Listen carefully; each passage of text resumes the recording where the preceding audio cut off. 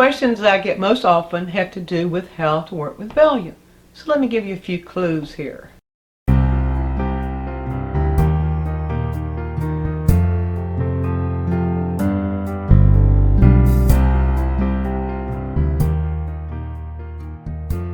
So when working with value, it's important to understand the three kinds of value contrast to start with. There is what we call minor contrast, moderate contrast, and major contrast. Let me show you what I'm talking about. I have here a little piece of canvas that is toned at middle value, what most people refer to as value 5 or value 6, middle value. Now, if I put this particular color mixture here, you squint, you can hardly see the contrast. That's a minor contrast, when there's just a little bit of value difference. However, I can make that a little bit darker, like this. Make it a little bit darker than that. So like that. Now, if you view this value against this value, you see a moderate contrast. However, this value against that value is more of a minor contrast. There's close value relationship, and then there is strong value contrast. So if I then use a very dark value, put a very dark value here, you have a major value contrast. You have a strong value contrast between here and here. And for the strongest contrast, really, really strong contrast, I could take white, which is, of course, the lightest, you wouldn't call it a color, but look, when I put that white there against this dark, it just pops. That's because those two are so opposite in each other in value. Now, why does that matter?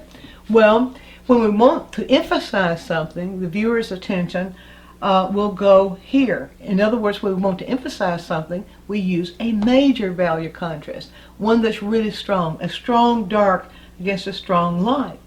When we want to define something, or we want the viewer's eye to sort of flow through something, we use an either moderate contrast or a minor value contrast. I'm going to do a very quick little demonstration here to show you what I'm talking about. I'm going to take just this a moderate, well, I refer to this as a moderate shadow value. That is a shadow that is neither shallow nor deep. And just very quickly here, I have a pine cone there, and you can see from the pine cone, you can see it's very dark. Its shadow is actually lighter than the pine cone is itself. Well, so I'm just going to sort of throw some indications here. I throw a little symbol here of the pine cone without trying to take time to get it really definitive. And so that would then be the pine cone. Down here we have the shadow of the pine cone. If we want to really emphasize the pine cone, rather than make a lighter shadow, which we rarely see, this is just the way the lighting's set up here in the studio, then we go with a strong contrast. A lot of people, I hear students say, I was afraid to get it too dark. Well, that's a fear that you should really get rid of, because to get something not get something dark enough is what you should be afraid of. So see, I can then touch the pine cone with its shadow. Then you can see that the shadow against the area I'm building here gives us that sort of, it's a kind of a moderate contrast. And it's kind of, shadow goes on out to here and so on like that. Now, the pine cone area itself is still very, very flat. So now we can use a different kinds of contrast to decrease that flatness.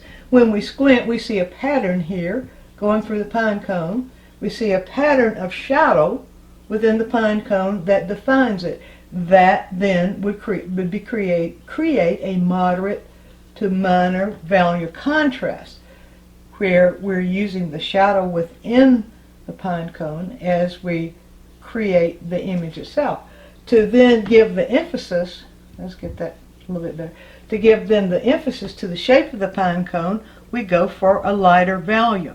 So I might go here, I might lighten this up a bit, and squint and then look at a lighter value. So as I squint and look at the pine cone, I might see a lighter value right there. That's where the light is picking up on the edge of the the little parts of the pine cone. A little bit there, a little bit here, here, and here, and here and here, here, here, and here. So we see then that the light actually picks up the edges that will give us a stronger value contrast. So the contrast then is going to determine where our eye goes to, where we see it, and to what degree we define the object that we're working with. So you might try some experiments there where you actually are conscious of whether you are working or you are seeing a major value contrast, a moderate value contrast, or a minor value contrast. And if you want to find more or learn more about how values work and value contrast, you might go to our website and take a look at some of our video lessons on value. I think you'll find that lessons series 8 and 9 focus totally on values, and yet there are other lessons on the site that will focus on value too. So there's your quick tip.